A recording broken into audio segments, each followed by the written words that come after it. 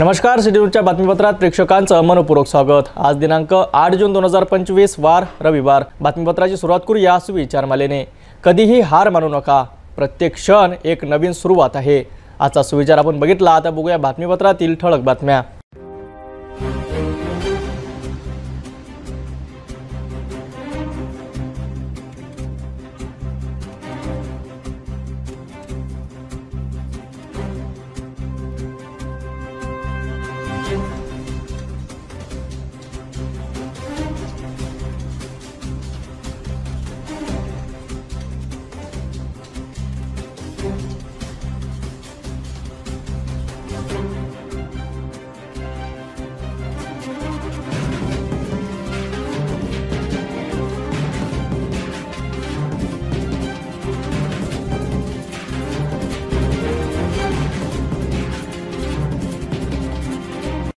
आपण ठळक बातम्या बघितल्या, आता घेऊया एक छोटासा ब्रेक। तपोवन पासून फक्त 1.5 किलोमीटर अंतरावर राधानगरी लेआउट लेक व्ह्यू प्लॉट सह मोजकेच प्लॉट शिल्लक।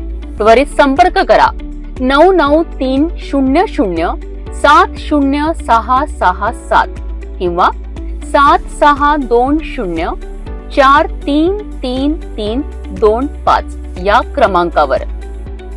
आपण ठळक बातम्या बघितल्या, आता घेऊया एक छोटासा ब्रेक।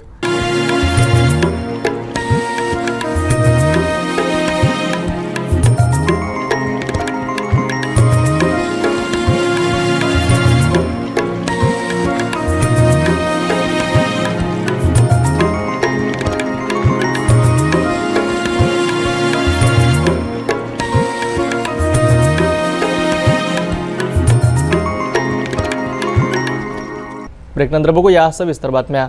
अमरावतीतून एक धक्कादायक बातमी समोर येत आहे। गाडगेनगर परिसरात अभियांत्रिकीचं शिक्षण घेणाऱ्या एका विद्यार्थिनीचा संशयास्पद मृत्यू झाला।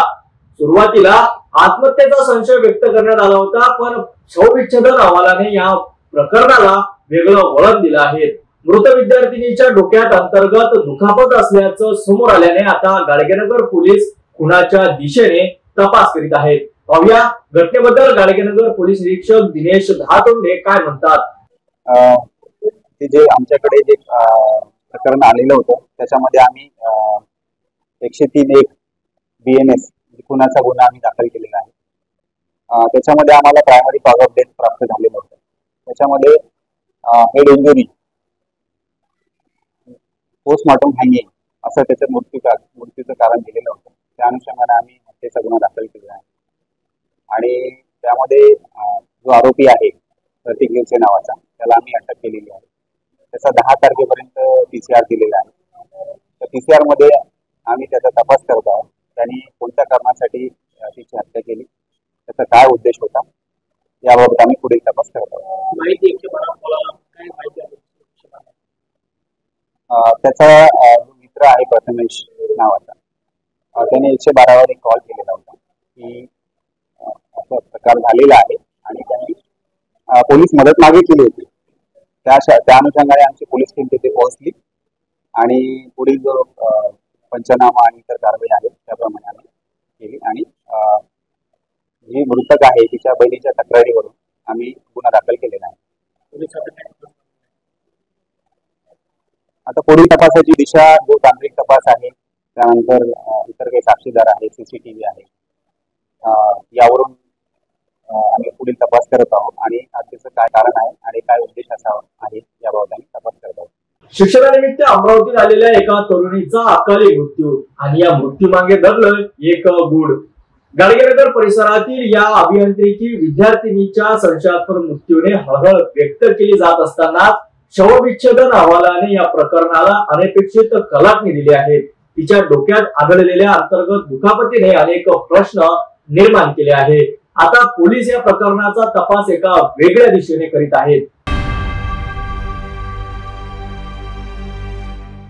आज आपण एका कौतुकास्पद पोलीस कामगिरीबद्दल बोलणार आहोत, जिथे अमरावती जिल्ह्यातील खोलापूर पोलिसांनी केवळ 6 तासात एका अल्पवयीन मुलीचा शोध घेऊन तिला सुखरूप तिच्या कुटुंबियाच्या हवाली केला आहे।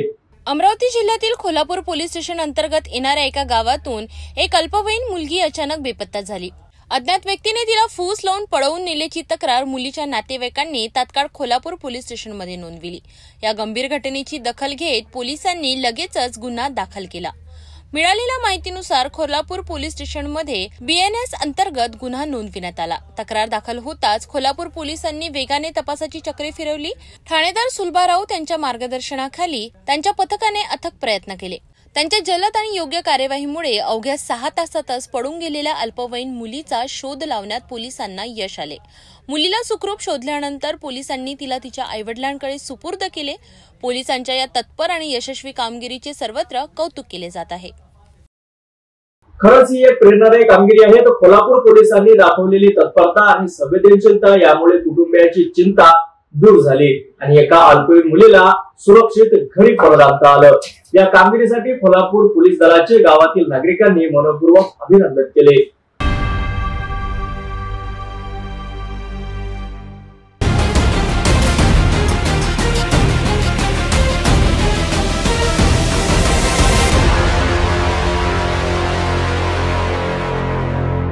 सर्वात मोठी बातमी समोर येत आहे ती फैजरपुरा पोलीस स्टेशन हद्दीमधून जिथे एका 13 वर्षीय युवकावर चाकू हल्ला झाल्याची धक्कादायक घटना घडली आहे। चाकू घेऊन फिरणाऱ्या एका व्यक्तीला याबाबत विचारणा केल्याने हा हल्ला झाल्याचे प्राथमिक वृत्त आहेत। यामुळे शहरात कायदा आणि सुव्यवस्थेचा प्रश्न पुन्हा एकदा ऐरणीवर आला आहे। या घटनेने परिसरात भीतीचे वातावरण निर्माण झाले आहे। फैजरपुरा पोलीस ठाणे हद्दीमधील संजय गांधी नगर येथे धक्कादायक घटना घडली। 13 वर्षीय अमन बोरकर जो कुंभारवाडा येथील रहिवासी आहे त्याच्यावर चाकूने हल्ला करण्यात आला। प्राथमिक माहितीनुसार अमनने एका व्यक्तीला चाकू घेऊन फिरताना पाहिले आणि त्याला याबाबत विचारणा केली। या विचारण्यावरून त्या व्यक्तीने अमनवर चाकूने हल्ला केला। या हल्ल्यात अमन गंभीर जखमी झाला असून त्याला तात्काळ सामान्य रुग्णालयात दाखल करण्यात आले। मात्र त्याच्या प्रकृतीची गंभीरता पाहत त्याला पुढील उपचारासाठी दुसऱ्या रुग्णालयात हलविण्यात आले। त्यामुळे सध्या अमनची नेमकी स्थिती काय याची माहिती उपलब्ध नाही। या घटनेमुळे संजय गांधी नगर आणि आसपासच्या परिसरात दहशतीचे वातावरण आहे। दिवसाढवळ्या अशा प्रकारे चाकू हल्ल्याची घटना घडल्याने नागरिकांच्या सुरक्षिततेचा प्रश्न निर्माण झाला आहे। फैजरपुरा पोलीस स्टेशनमध्ये या घटनेची नोंद करण्यात आली असून पोलीस आरोपीचा शोध घेत आहेत। पोलिसांनी लवकरात लवकर या प्रकरणाची आरोपीला अटक करून कठोर कारवाई करावी अशी मागणी स्थानिक नागरिक करीत आहेत। पोलिसांकडून या घटनेची अधिक चौकशी सुरू असून लवकरच आरोपीला पकडण्यात यश येईल अशी अपेक्षा आहे। एका 13 वर्षीय युवकावर चाकू हल्ला होणे ही अत्यंत दुर्दैवी बाब आहे। अशा घटनांमुळे समाजात चुकीचा संदेश जातो आणि गुन्हेगारी प्रवृत्तींना बळ मिळते। फैजरपुरा पोलिसांनी या प्रकरणाचा गांभीर्याने तपास करून लवकरात लवकर आरोपीला गजाआड करावे अशी अपेक्षा व्यक्त केली जात आहे।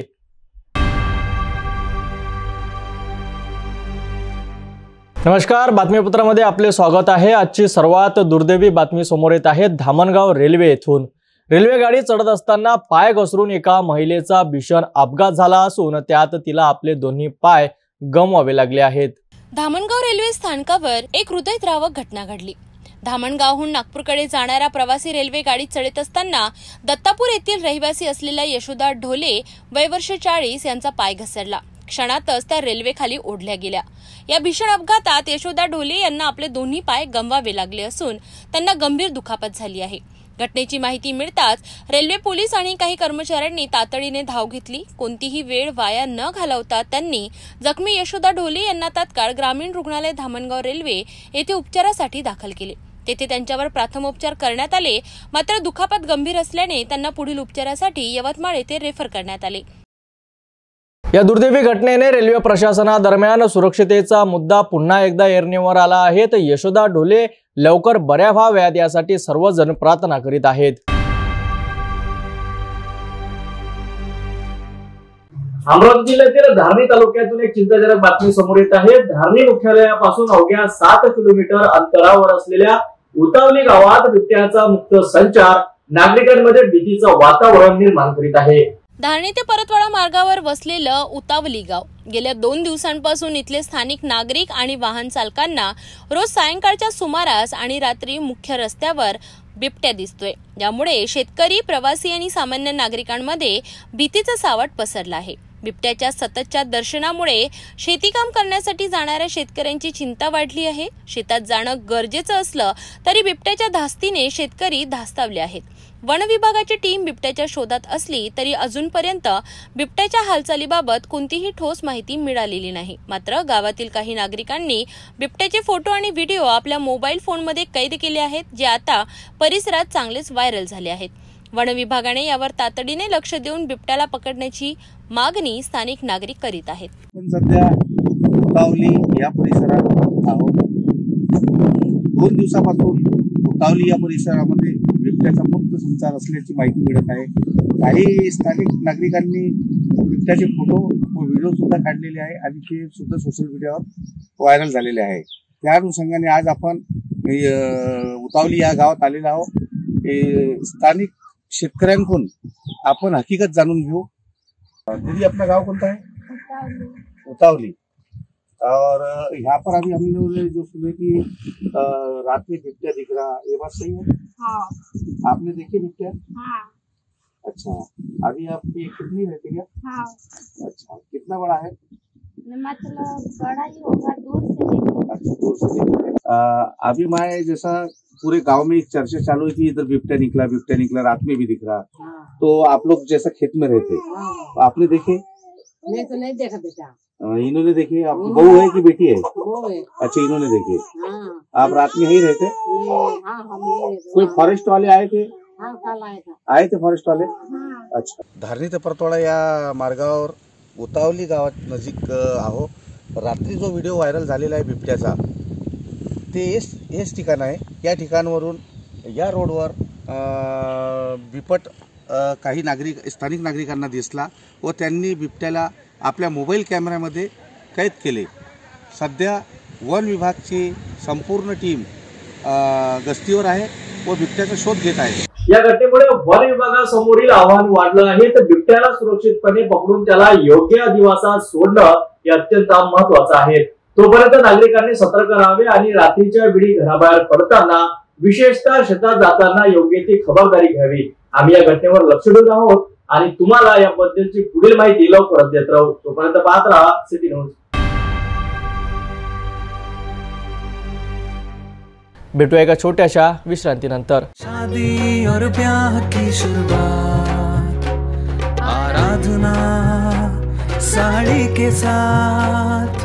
आराधना होलसेल शॉपिंग मॉल, L2 बीझलँड कॉम्प्लेक्स, नांदगाव पेठ, अमरावती, जवाहर रोड, अमरावती।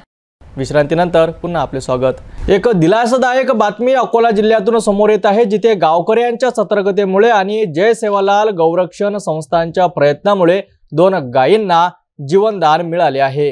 अकोला जिल्ह्यातील बार्शीटाकडी तालुक्यातील जनुना येथील धरणात 2 गायी गाळ्यात फसल्याची माहिती स्थानिक गावकऱ्यांना मिळाली। ही माहिती मिळताच जनुना येथील जय सेवालाल गौरक्षण संस्थांचे कार्यकर्ते तात्काळ घटनास्थळी पोहोचले। कार्यकर्त्यांनी दोरीच्या सहाय्याने अथक प्रयत्न करून दोन्ही गायींना सुखरूपपणे गाळातून बाहेर काढले आणि त्यांना जीवनदान दिले। मिळालेल्या माहितीनुसार पाण्याच्या शोधात या गायी धरणाजवळ आल्या असाव्यात आणि त्या ठिकाणी असलेल्या गाळात त्या फसल्याचा अंदाज गावकऱ्यांनी व्यक्त केला। या दोन्ही गायींचे प्राण वाचवण्यासाठी जनुना गावातील तुकाराम राठोड, संतोष राठोड, मंगेश राठोड, सौरव राठोड, गौरव राठोड, ओम चव्हाण आणि इतरांनी मोलाचे सहकार्य केले। त्यांच्या या कार्यासाठी गावकऱ्यांकडून त्यांचे कौतुक होत आहे।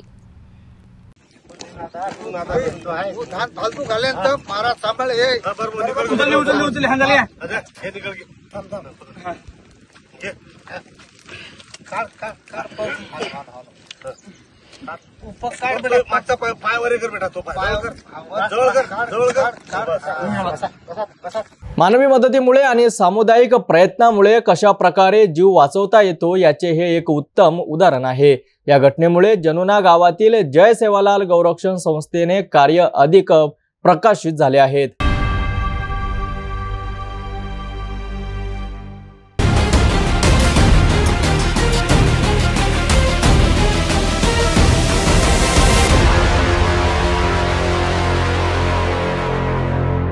नमस्कार, सिटी न्यूजमध्ये आपले स्वागत आहे। आज आपण एका महत्त्वाच्या कारवाईवर प्रकाश टाकणार आहोत, ज्यामुळे शहरातील अवैध दारू विक्रीवर चाप बसणार आहेत।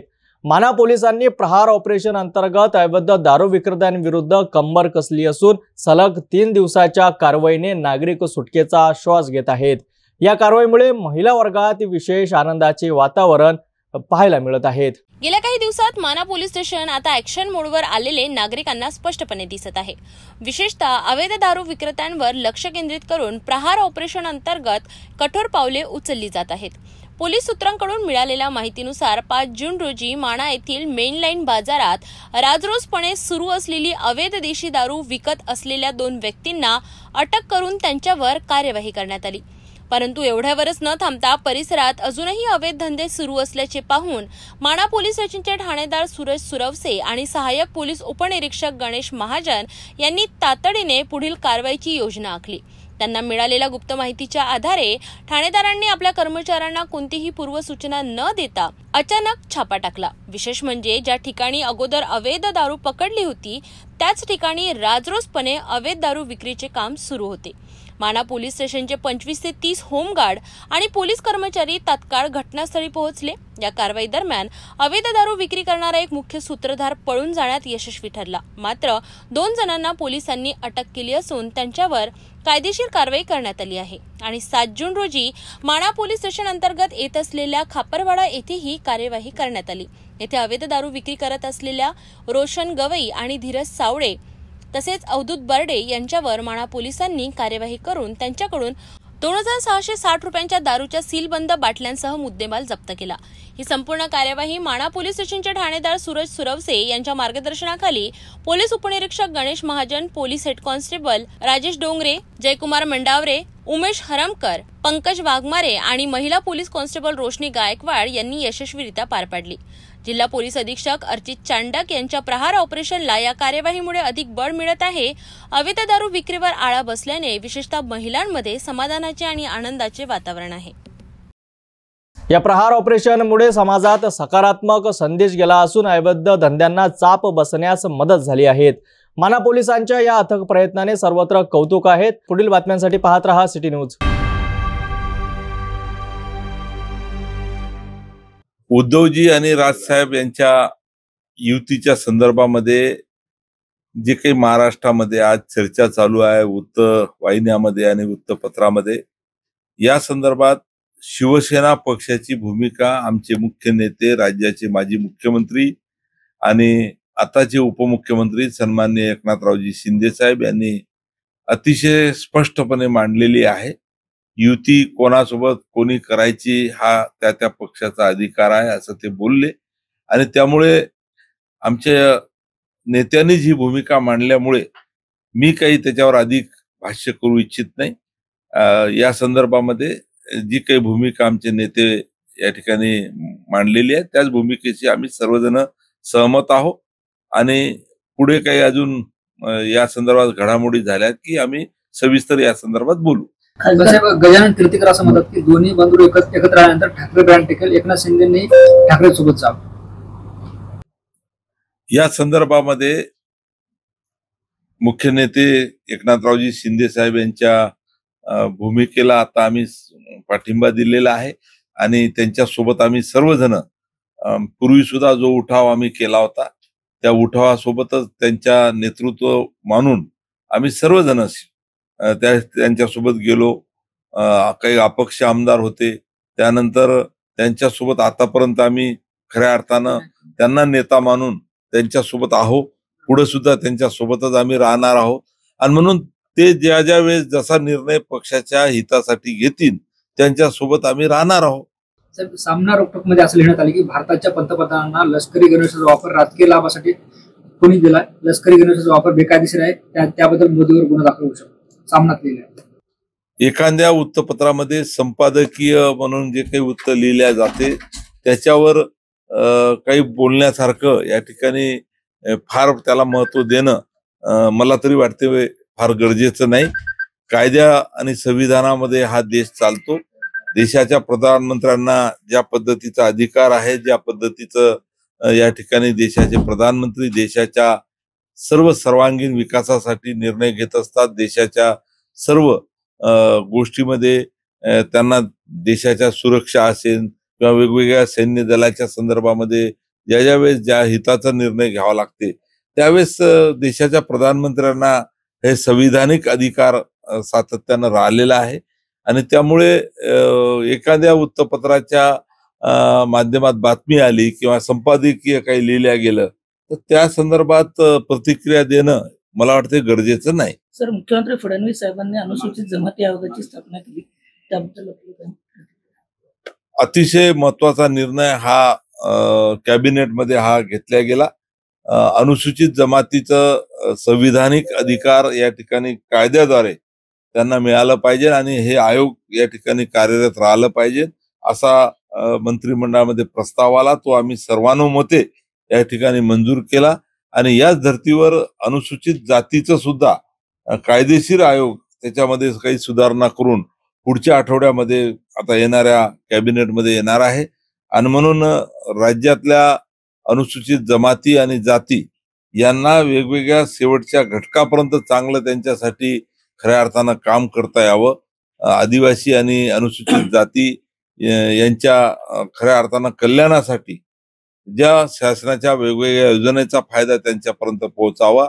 खरं तर या मागासवर्गीय समाजाला त्यांच्या घरामध्ये आनंद आणि समृद्धीचं वातावरण निर्माण व्हावं हीच भूमिका शासनाची आहे आणि त्या माध्यमातून राज्याच्या मुख्यमंत्र्यांनी आणि सर्व मंत्रिमंडळांनी हा प्रस्ताव सर्वानुमते या ठिकाणी मंजूर केलेला आहे. सगळ्यांचा बाप मुख्यमंत्री भारतीय जनता पार्टीचा बसलेला आहे असा इशारा राणे यांनी दिलेला आहे.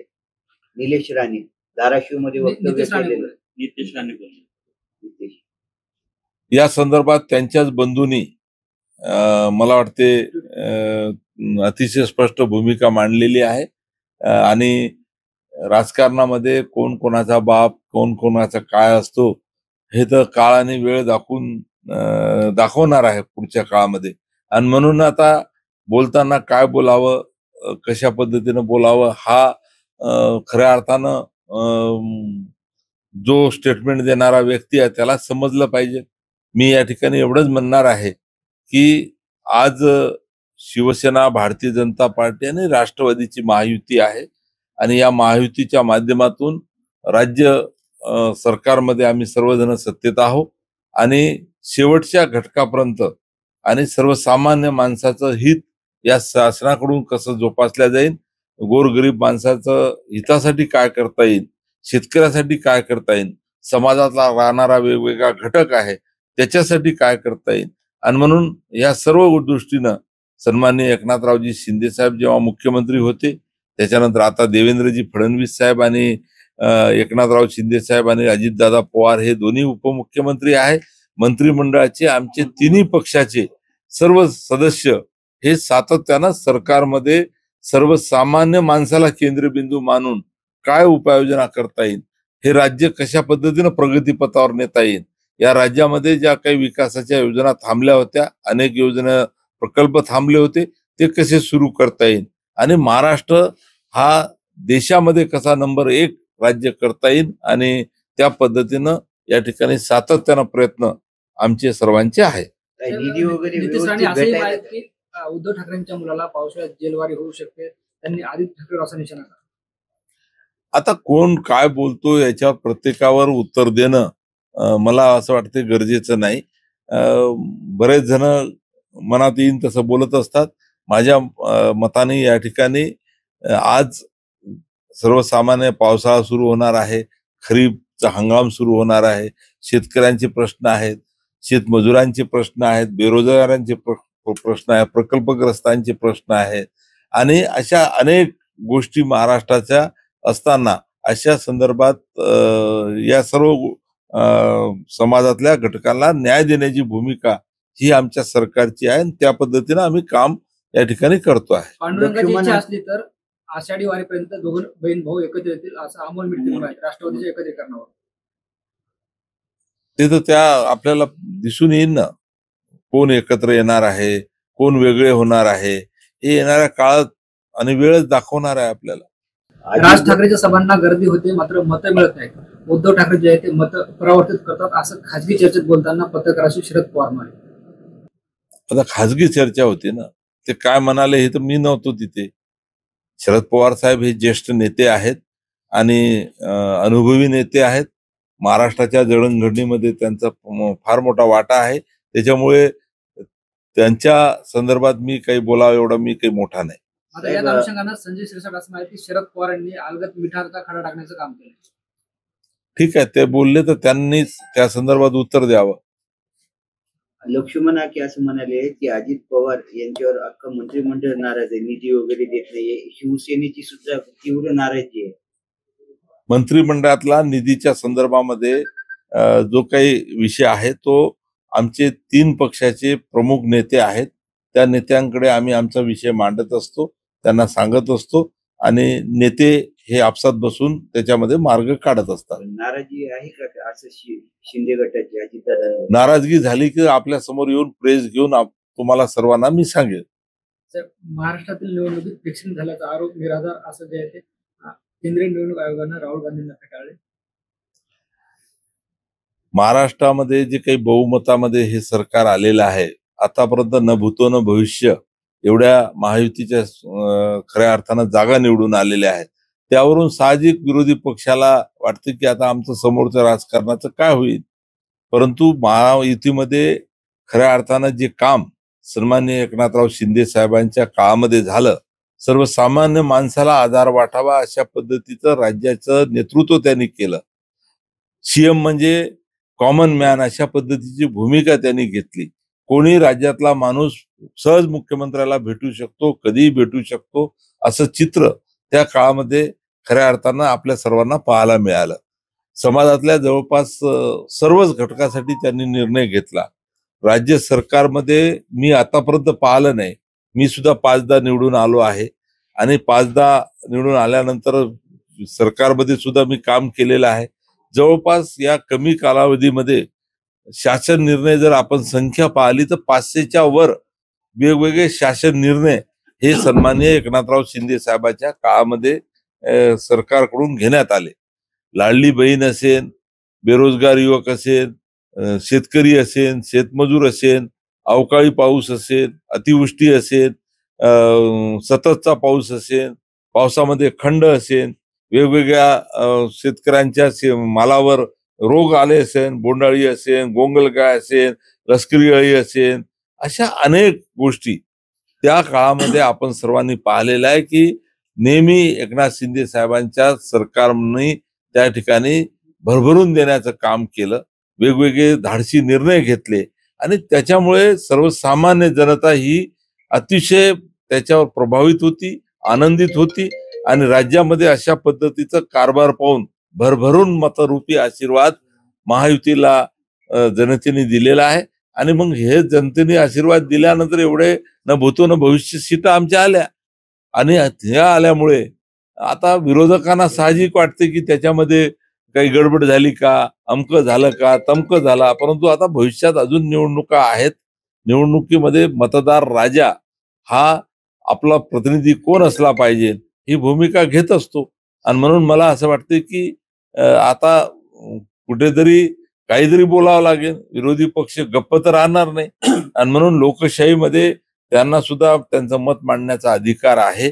आणि त्यांनी जर मत मांडलं असेल, सन्माननीय राहुल गांधी साहेबांनी मत मांडलं असेल, तर निवडणूक आयोगावर त्यांनी आक्षेप नोंदवलेला आहे. निवडणूक आयोग त्याचा रीतसर त्या ठिकाणी कायद्याद्वारे आणि त्यांना त्याद्वारे त्यांना त्यांचं उत्तर देण्याचा प्रयत्न करेल.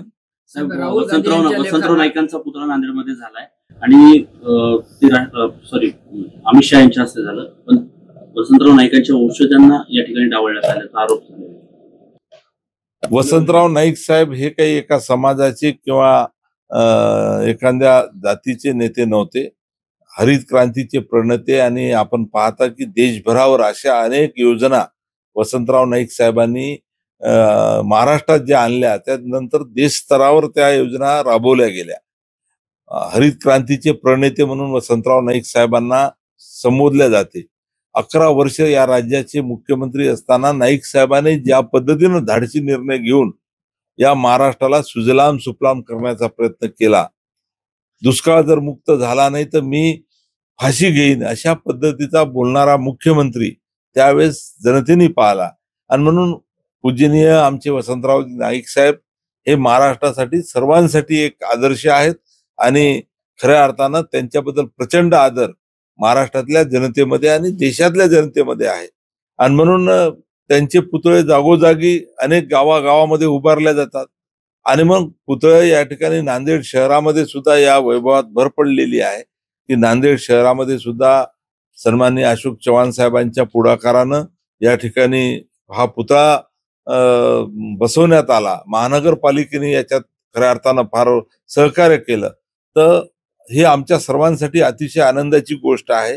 कार्यक्रमाला कोण यावं, कोणाच्या हातानं झालं, कोणाला निमंत्रण दिलं, या सर्व गोष्टी बाजूला ठेवून आज मात्र नांदेड शहरामध्ये हरित क्रांतीचे प्रणेते वसंतराव नाईक साहेब यांचा पुतळा बसलेला आहे आणि खऱ्या अर्थानं हीच सर्वांसाठी आनंदाची गोष्ट आहे. सर, आपलेच सहकारी असणारे कृषी मंत्री शेतकऱ्यांच्या मुद्द्यावर वारंवार वादग्रस्त वक्तव्य करतात, असंवेदनशीलता दाखवतात. आपलं काय मत आहे? माणिकराव कोकाटे साहेब हे आमचे मित्र आहेत. अतिशय भला माणूस आहे, चांगला माणूस आहे आणि सातत्यानं शेतकऱ्याचं भलं व्हावं अशाच पद्धतीच्या भूमिका त्यांच्या सातत्यानं राहिलेल्या आहे.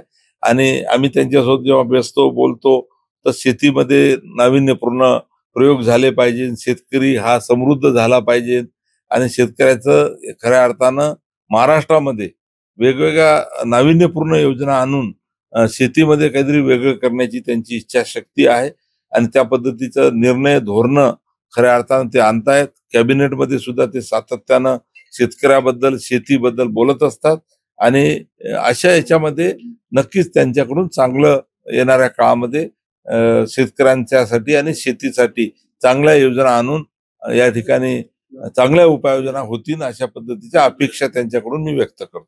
राहुल गांधी यांच्या लेखाला मुख्यमंत्री देवेंद्र फडणवीस यांनी लेखातून उत्तर दिले. सातत्याने तुम्ही जनतेचा कौल नाकारत असाल तर जनता तुम्हाला माफ करणार नाही, असं पद्धतीचे उत्तर आहे. काय? राहुल गांधी यांच्या लेखाला मुख्यमंत्री देवेंद्र फडणवीस यांनी लेखातून उत्तर दिले. जनतेचा कौल तुम्ही नाकारत असाल तर जनता तुम्हाला माफ करणार नाही, असं मुख्यमंत्री. मी तेच बोललो ना की विरोधकाचं काम लोकशाही आहे. लोकशाहीमध्ये सर्वांना अधिकार आहे आपली आपली भूमिका मांडण्याचा. सत्ता कशी आली, सत्तेमध्ये मी आता बोललो आपल्याला की सत्तेमध्ये ज्या पद्धतीचं काम एकनाथराव शिंदे साहेबांना मुख्यमंत्री असताना केलं, जवळपास 500 निर्णय घेतले, शासन निर्णय काढले गेले, या समाजात राहणाऱ्या प्रत्येक घटकासाठी निर्णय घेतले, प्रचंड महाराष्ट्र विकासाच्या दृष्टीनं पुढे नेण्याचं काम केलं आणि यावरून सर्वसामान्य माणसाला आपला मुख्यमंत्री सीएम हा कॉमन मॅन वाटायला लागला.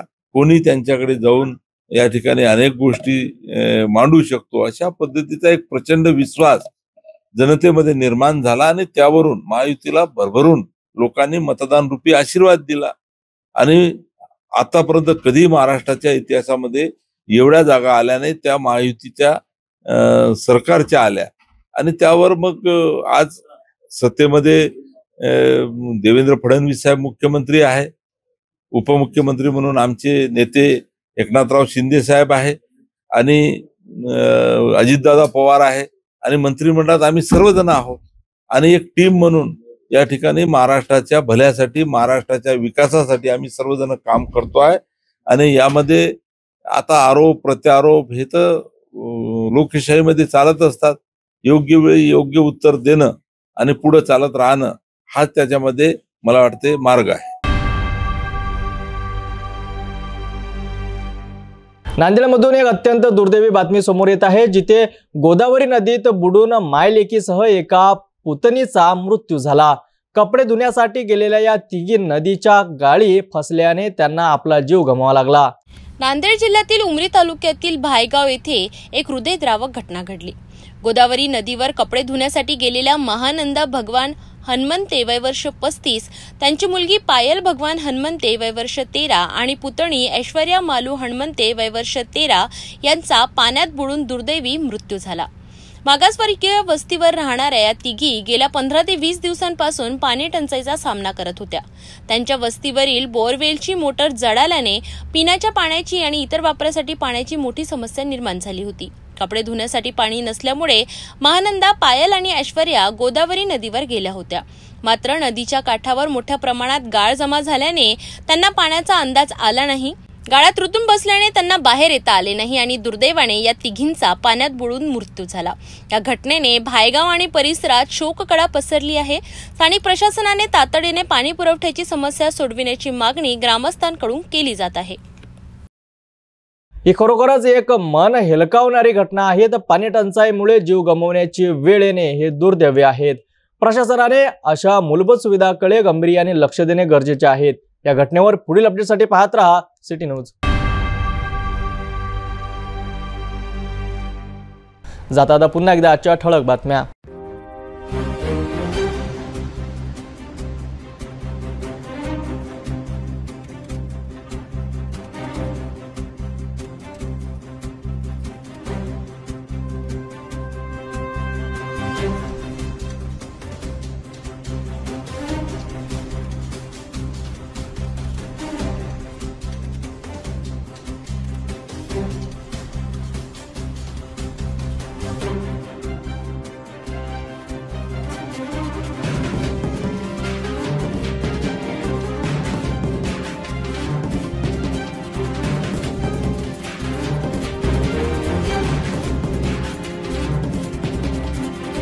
आपण आता सिटी न्यूज चॅनल आपल्या टीव्हीवर सुद्धा बघू शकता, ज्यामध्ये next channel number 117, Jio channel number 872, JTB channel number 73, RRC 899, Fastway channel number 256 वर. आता अमरावती विदर्भानंतर महाराष्ट्राचे दर्शक घर बसल्या आपल्या केबल टीव्हीवर सिटी न्यूज बातमी पाहू शकाल. लवकरच आम्ही आपल्यापर्यंत पोहोचणार आहोत. जर आपल्या केबल टीव्हीवर सिटी न्यूज चॅनल दिसत नसेल तर आपण आपल्या केबल ऑपरेटरशी संपर्क करावा. सिटी न्यूज केबलच्या व्यतिरिक्त यूट्यूब, फेसबुक, इंस्टाग्राम आणि ट्विटरवर सुद्धा बघू शकता. याकरिता सोशल मीडिया अकाउंट सबस्क्राईब करा, फॉलो करा, लाईक करा. यूट्यूब अकाउंट सबस्क्राईब करण्याकरिता सबस्क्राईब बटनला क्लिक करा आणि बेल आयकॉन दाबायला विसरू नका, कारण सर्वात आधी समाचार आपल्यापर्यंत पोहोचणार आहेत. तर या सिटी न्यूजचे फेसबुक पेज लाईक करा, इंस्टाग्राम आणि ट्विटर हँडल फॉलो करा. आपण व्हॉट्सअपवर सुद्धा न्यूज प्राप्त करू शकता. हे बातमीपत्र वेळेवरच थांबूया. पुन्हा भेटूया घडामोडीसोबत. नमस्कार.